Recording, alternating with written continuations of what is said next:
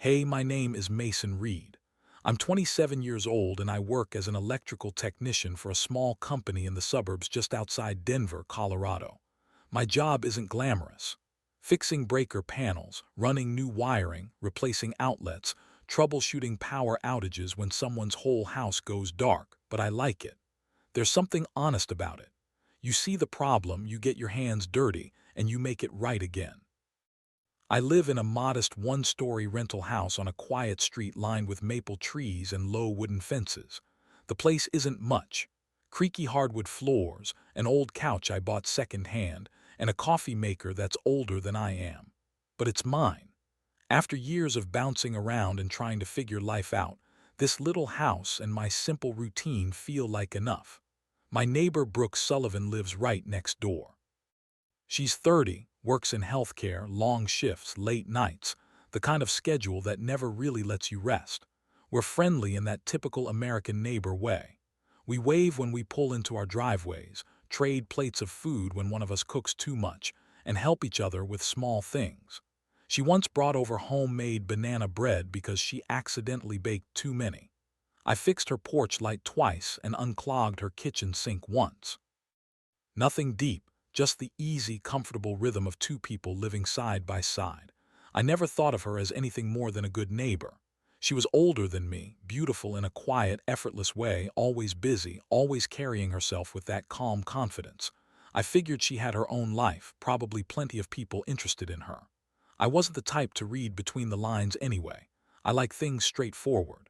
Until that Friday evening I had a date, my first real one in months. Her name was Sienna Park, a graphic designer I'd met at a friend's backyard barbecue. She was funny, warm, and had smiled at me like she actually wanted to know more. We'd texted for a couple of weeks, and tonight we were finally meeting for dinner downtown.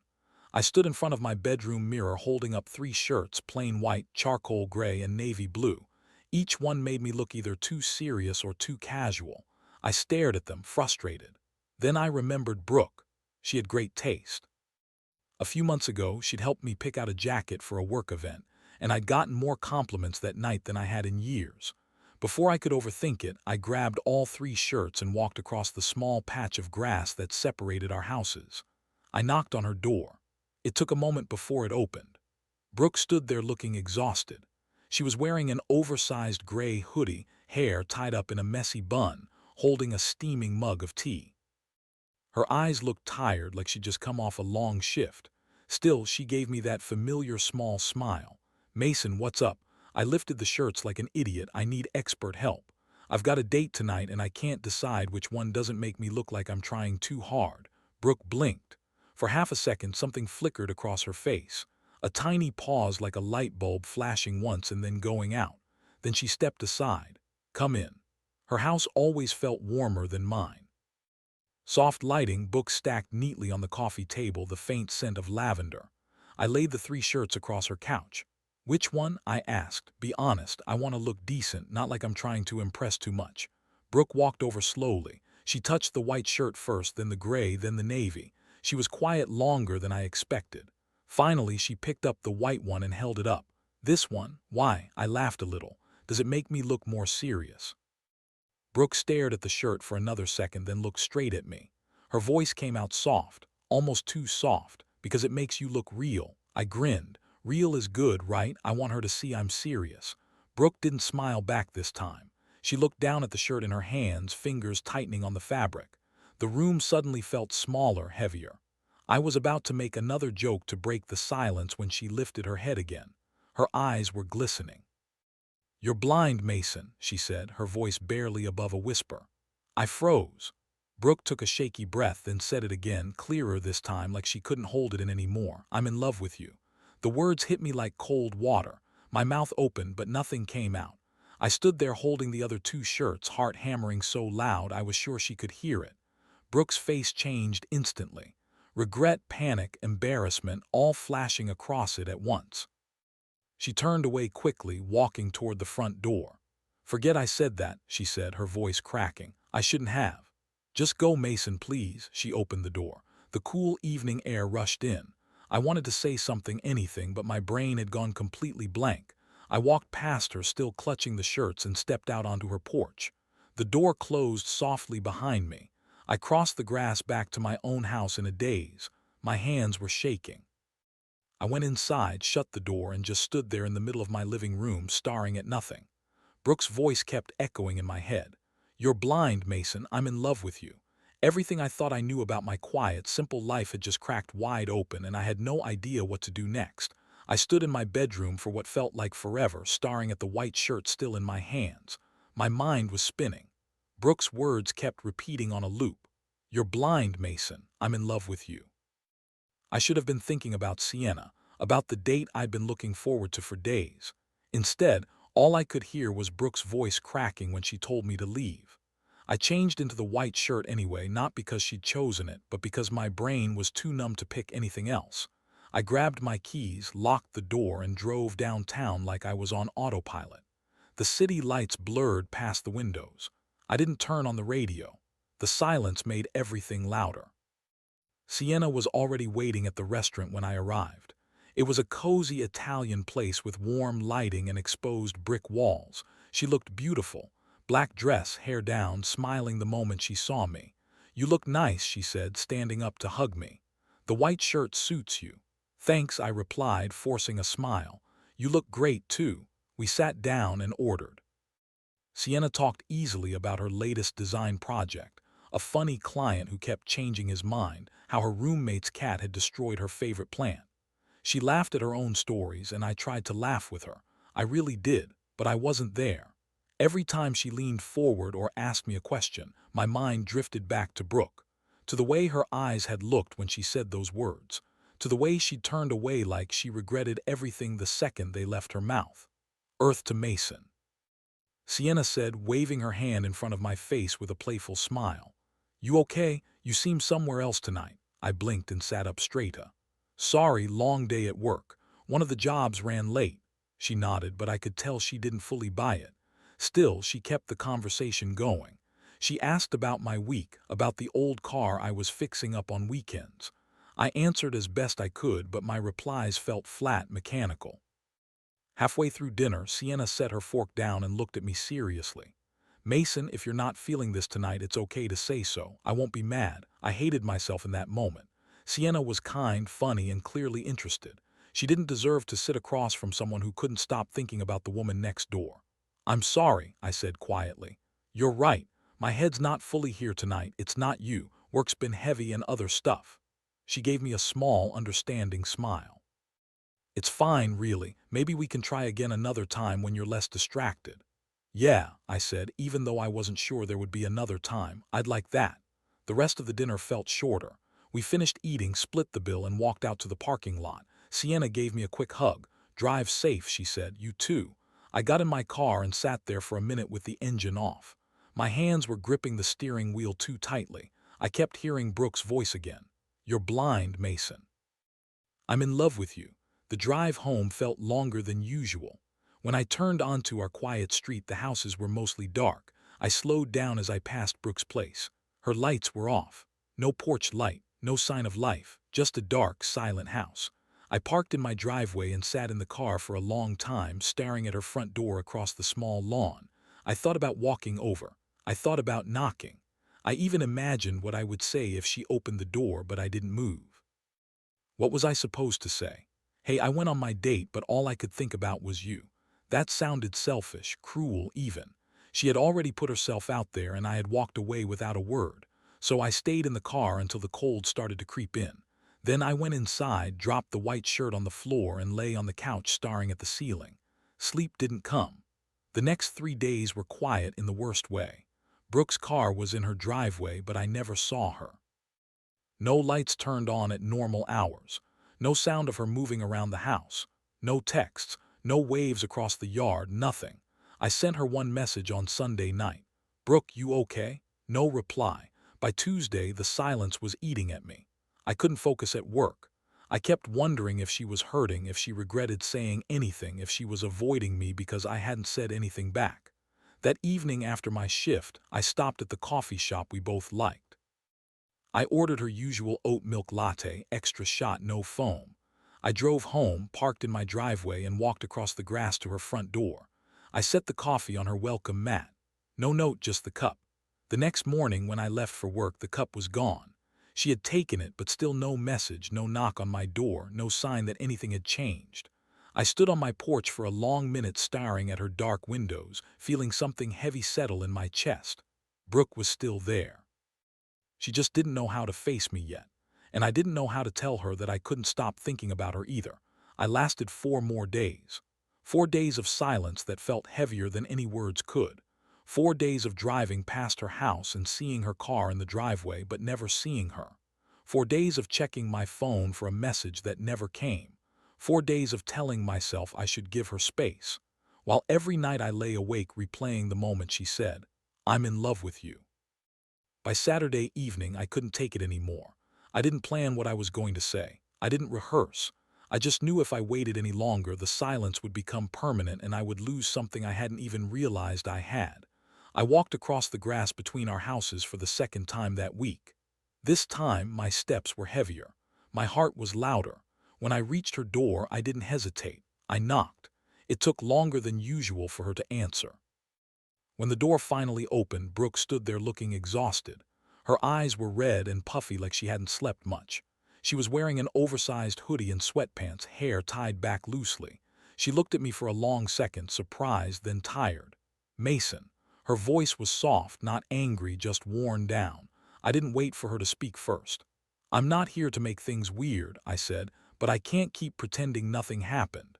Can I come in just for a minute?" Hesitated, then stepped aside without a word. Inside, her house felt different. The usual warmth was missing. There were papers scattered on the coffee table, a half-empty mug of tea, and the lights were dimmer than normal. She closed the door behind me and stood with her arms wrapped around herself. We sat on the couch, the same couch where I had shown her the shirts just days ago.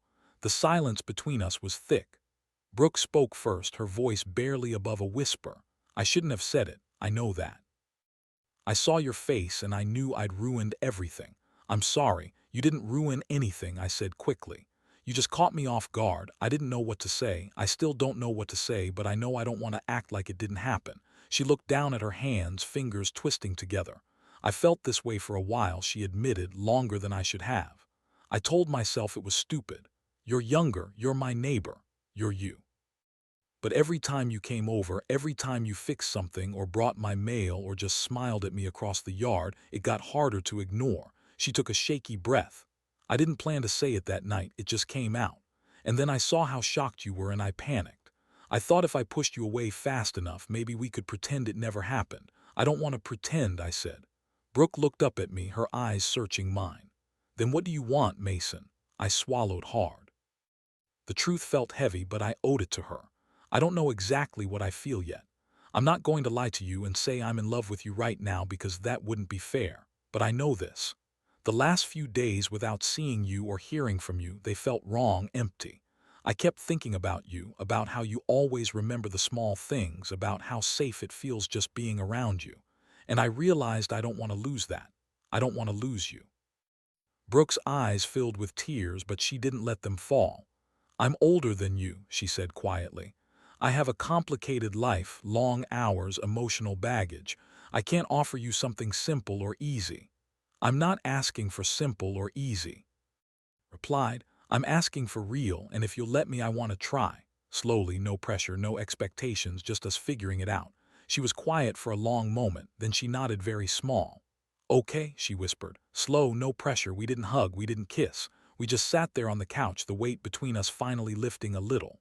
When I stood up to leave, Brooke walked me to the door. Before I stepped outside, she looked at me and said softly, "Thank you for knocking again." I turned back and gave her a small smile. "I'll keep knocking as long as you don't tell me to stop." Brooke's lips curved into the faintest smile I'd seen in days. "I won't."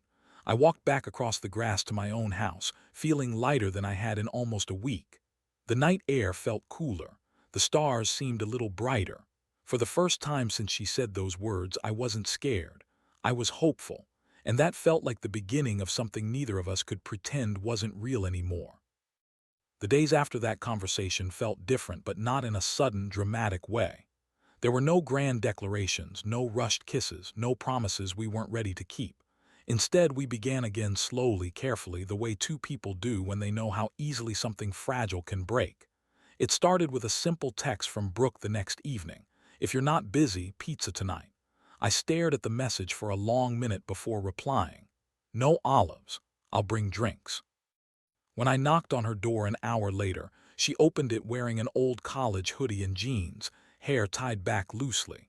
She looked more relaxed than I'd seen her in days. The tension from our last talk had softened into something quieter, warmer. We ate on the couch, the pizza box open between us, a random movie playing on the TV that neither of us was really watching. We talked about small things at first, how her shift had gone, the weird customer I dealt with that day, the neighbor down the street who kept leaving his trash cans out too long. But slowly the conversation drifted deeper. At one point, Brooke set her slice down and looked at me. "I meant what I said about going slow," she told me. "I'm not ready for anything big or complicated. I don't want to pretend this isn't happening either. I don't want to pretend anymore," I said.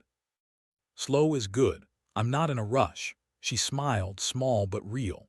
And for the first time since she'd said those 3 words, the air between us felt lighter. That became our new rhythm. Some nights she would text me after a long shift. Pizza, or I made too much pasta again. Other nights I would knock on her door with a six-pack and ask if she wanted company. We watched old movies, shared food, talked until the sky outside turned dark. Sometimes we sat in comfortable silence, her shoulder brushing mine on the couch, my arm resting along the back of the cushions. The touches started small. One evening, while we were watching a movie, her hand accidentally brushed against mine when she reached for the remote. She didn't pull away. Neither did I another night when she laughed at something I said. She leaned her head against my shoulder for just a few seconds before sitting up again. Each time the contact lingered a little longer than it used to. Each time it felt less accidental. Brooke still reminded me to go slow. She would say it quietly, almost to herself, when the moment grew too warm. Slow, she'd whisper with a small smile, and I respected that. I never pushed. I never asked for more than she was ready to give, but the connection between us kept growing in the quiet spaces. I started leaving the porch light on when I knew she had a late shift. She would come home exhausted, see the light, and sometimes send a single text. "Thank you." In return, she began bringing over small things. A slice of the banana bread she baked on weekends, a container of soup when she knew I'd worked late, a note on my door that simply said, "Don't forget to eat." We talked more deeply, too. She told me about the long hours at the hospital, how some days the weight of other people's pain felt too heavy to carry. I told her about the loneliness I used to call peace, and how I was starting to realize it had been fear wearing a different mask. We didn't try to fix each other, we just listened. One Friday night, after a particularly rough week for both of us, she texted me, "Come over, I don't want to be alone tonight." When I arrived, she was already curled up on the couch in her hoodie, a blanket over her legs. We didn't watch anything, we just sat together. At some point, her head found its way to my shoulder again. This time, she didn't move it. I rested my hand lightly on her arm, feeling the steady rhythm of her breathing. We fell asleep like that, fully clothed, nothing more than her head on my shoulder and my arm around her. When I woke up hours later, the TV was still flickering with the menu screen, and Brooke was still there, warm and trusting against me. That was the first night I stayed until morning. Nothing physical happened. We didn't cross any lines, but something between us had quietly deepened. A few days later, I ran into Sienna at the grocery store. She smiled politely when she saw me. "Hey Mason, how have you been?" I told her the truth gently but clearly, that I was seeing someone, that I was sorry for how our last date had gone. She took it well, wished me luck, and we parted on good terms. When I told Brooke about it that evening, she didn't say much at first. Then she reached over and squeezed my hand. "Thank you for being honest with her," she said softly. "And with me." Our relationship continued to grow in those small, steady ways. We never labeled it. We didn't need to. It was ours. Quiet, careful, and real. And every time Brooke smiled at me across the yard, or left a warm meal on my porch, or let her hand rest on mine while we watched a movie, I felt the same thing. We weren't rushing. We were building. And for the first time in a long time, that felt exactly right. The weeks that followed settled into something quiet and steady, like the first warm days after a long winter. Brooke and I didn't rush. We didn't put a label on what we were. We simply chose each other in small, everyday ways. Some evenings she would text me after a long shift, "Pizza or I baked too much again."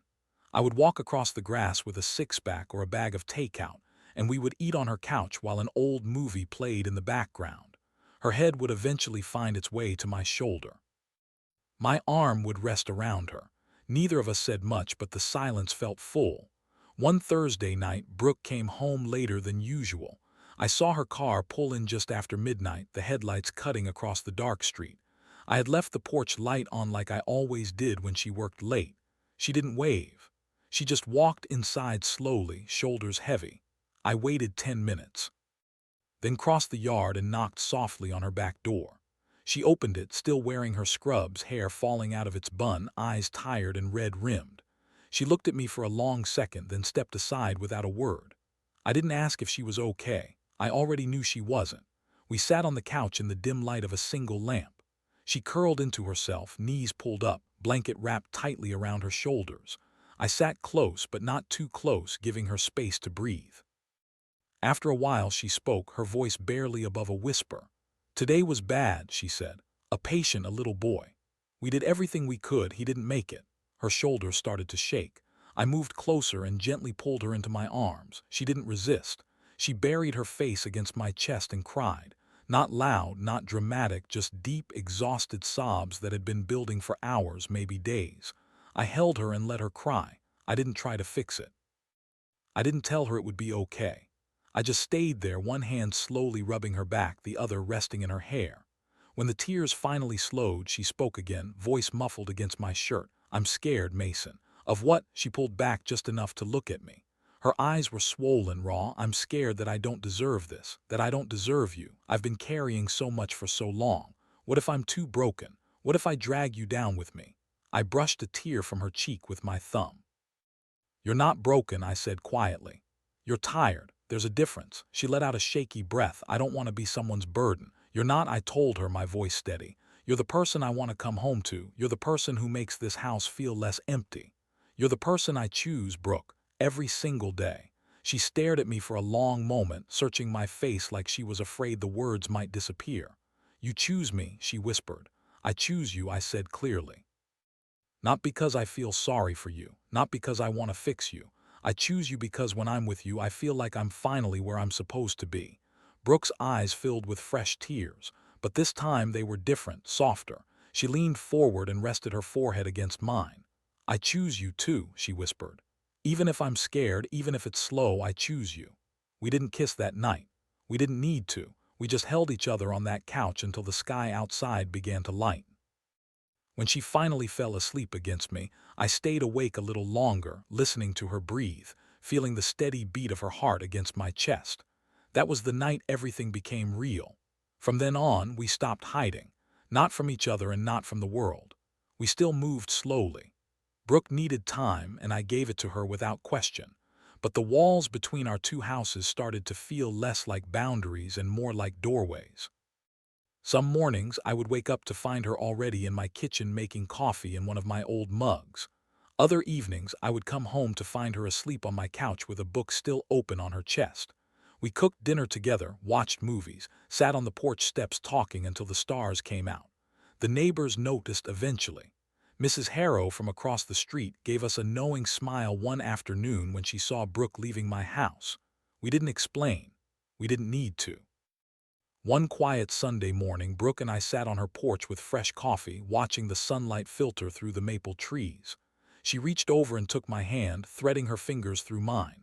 "I don't need big promises," she said softly. "I just need to know you're choosing me every day." "I am," I told her. "And I will." She smiled. The kind of smile that reached her eyes and stayed there. We didn't need fireworks. We didn't need perfect timing. We just needed each other. And for the first time in both our lives, that felt like more than enough. Two houses stood side by side on a quiet street in Denver. Two porch lights stayed on late into the night. And between them, two people who had once been strangers learned how to choose each other. Not with grand gestures, but with small, steady steps. One clear, honest choice at